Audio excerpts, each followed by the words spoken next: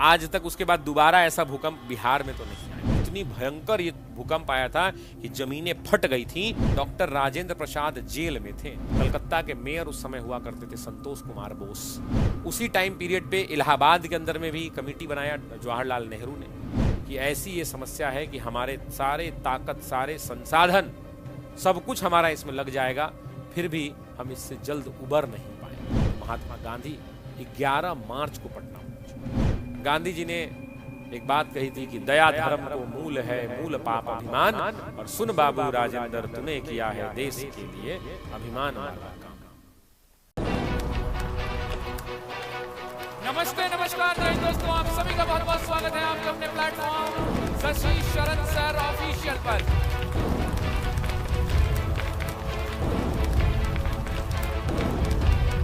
साथियों, एक नए चैनल पर मुलाकात हो रही है, एक नए ऊर्जा के साथ।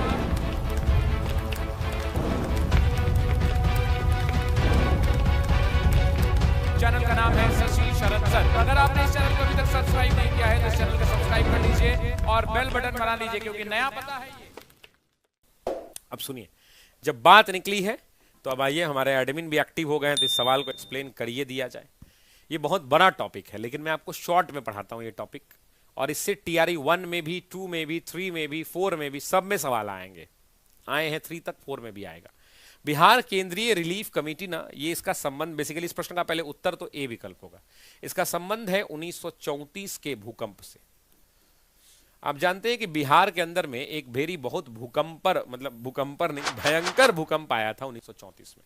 कौन से डेट को आया था? 15 जनवरी। सभी लोग कमेंट कीजिए। तो ये भी एग्जाम का लूसेंट का सवाल है कि कब भूकंप आया था। तो 15 जनवरी 1934 को भूकंप आया था, और टाइम भी आपसे कई बार पूछा है, दोपहर में 2:15 पे। मतलब आज तक उसके बाद दोबारा ऐसा भूकंप बिहार में तो नहीं आया है। बस इतना ही कहूंगा कि बिहार में ऐसा भूकंप नहीं आया। जितनी मकानें, रेलवे, तार, डाक, पुलिस, सड़क, जमीन, सब में दरार टूटकर सारी संचार व्यवस्था समाप्त। स्थिति यह हो गई थी कि पृथ्वी के नीचे से पानी और बालू निकलने लगा था। इतनी भयंकर ये भूकंप आया था कि जमीनें फट गई थी और पृथ्वी के नीचे से बालू और पानी निकलने लगा था। और आपको ये टाइम पीरियड समझ में आ रहा है, 1934। अब एक चीज और समझिए कि 1934 के टाइम पीरियड में डॉक्टर राजेंद्र प्रसाद जेल में थे। सविनय अवज्ञा आंदोलन के दौरान डॉक्टर राजेंद्र प्रसाद कहां थे? जेल में थे। तो जेल में जब इनका इलाज चल रहा था, बांकीपुर सेंट्रल जेल में बंद थे, तो इनका इलाज, तबीयत खराब हो गया। तो उसके बाद इनको हाजीपुर, बांकीपुर से हजारीबाग जेल में थे, सॉरी बांकीपुर कहां, हजारीबाग जेल में। हजारीबाग जेल से इनको क्या किया गया? तो हजारीबाग सेल से इनको PMCH लाया गया, जिसका उस समय नाम हुआ करता था, PMCH तो आजादी के बाद पड़ा, उस समय नाम क्या हुआ करता था? तो उस समय नाम हुआ करता था, या PMCH ही लिख दीजिए, Prince of Wales Medical College. उस समय उसका नाम क्या था? PMCH का पुराना नाम Prince of Wales Medical College. आजादी के बाद इसका नाम बदल के PMCH कर दिया गया। इसी Prince of Wales Medical College में इनको भर्ती कराने के लिए लाया गया।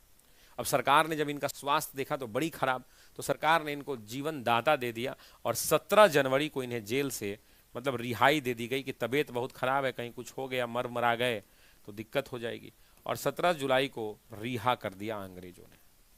अब यही रिहाई इन पर भारी पड़ गई है। देखिए, 17 जनवरी 1934 को 2 दिनों के बाद, 15 जनवरी को भूकंप आया, 2 दिन के बाद ये PMCH आए पटना। इनको जो है 2 दिनों के अंदर में छोड़ दिया गया।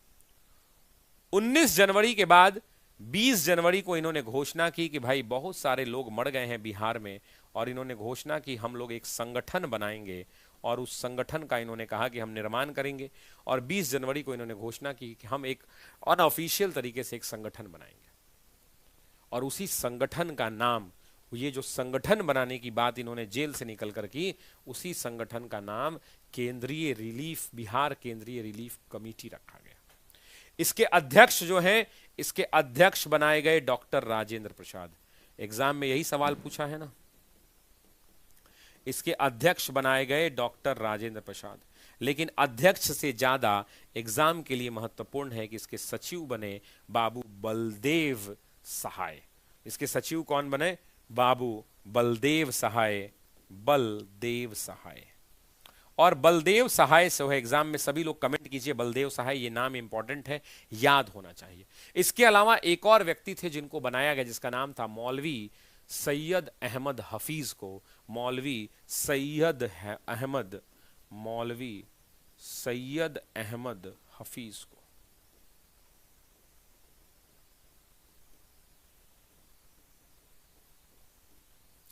और ये क्या बने, तो ये भी सचिव बने। इसके अलावा और भी बहुत सारे लोग थे जो इनके सदस्य बने, जैसे आरसी पंडित हुआ करते थे, कोषाध्यक्ष बनाए गए। और इसका उद्देश्य क्या था, इसका उद्देश्य इस कमेटी का क्या है, इस कमेटी का उद्देश्य अगर कोई पूछे तो जो भूकंप आया है उसमें भूकंप पीड़ितों के लिए क्या करना, राहत पहुंचाना। भूकंप पीड़ितों को, भूकंप पीड़ितों के लिए राहत का कार्य करना, यही इनका क्या हुआ करता था। तो यही भूकंप पीड़ितों को राहत पहुंचाने के लिए उन्होंने क्या किया, तो भूकंप पीड़ितों को राहत पहुंचाने के लिए उन्होंने कहा कि भाई हम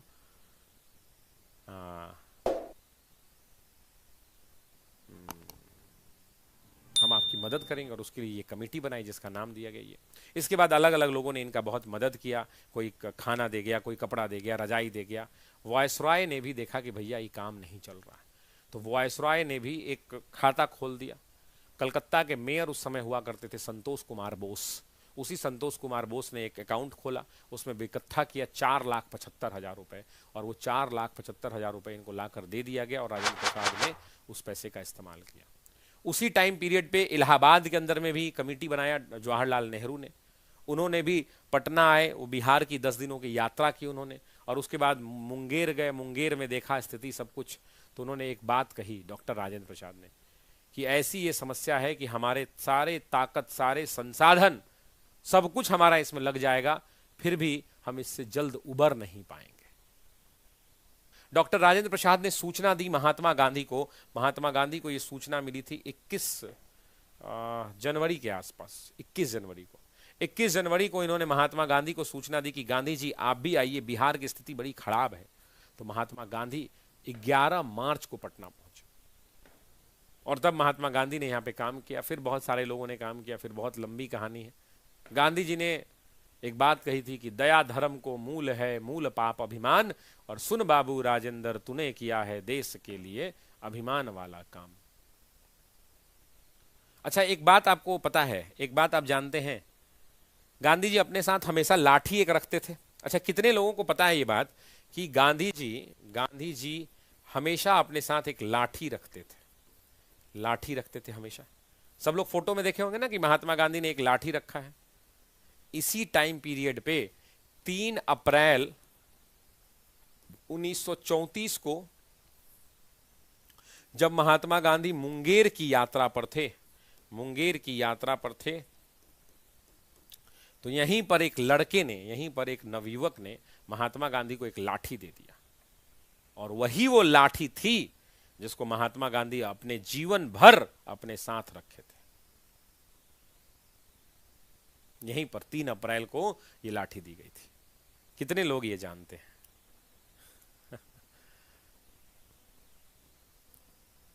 अगर आपको पता था तो कोई बात नहीं, अगर नहीं पता था तो आप जान लीजिए कि ये बात सही है कि महात्मा गांधी को लाठी यहीं मुंगेर की यात्रा के दौरान एक लड़के ने 3 अप्रैल को दिया और कहा कि गांधी जी ये लाठी लीजिए, लाठी लीजिए। और मैं एक बात और कहना चाहता हूं कि इस चैनल को आप सब्सक्राइब कर लीजिएगा, और कल से जो है आप इस सेक्शन के वीडियो सेक्शन को जरूर देखिएगा। मैं कुछ छोटे छोटे वीडियोज इस चैनल पर अपलोड करवाऊंगा, वो लाइव नहीं चलेगा। आपने एक वीडियो देखी होगी 15 मिनट के अंदर में मैंने 50 इंपॉर्टेंट MCQs करवाए हैं। मैं वैसे यहाँ पे तो डिटेल डिस्कशन होता ही है, लेकिन मैं चाहता हूँ कि डिटेल डिस्कशन के साथ साथ कुछ प्रश्न तेजी से भी आपको करवाए जाए। तो वैसे बहुत सारा चीज़ आपको मिलेगा, जिन चीज़ों के माध्यम से हम आपको अवेयर करने का प्रयास करेंगे, पढ़ाने का प्रयास करेंगे, आपके रिवीजन करवाने का आपको प्रयास करेंगे, और बस उद्देश्य एक ही होगा कि आप सभी लोग TRE 4 में सफल हो।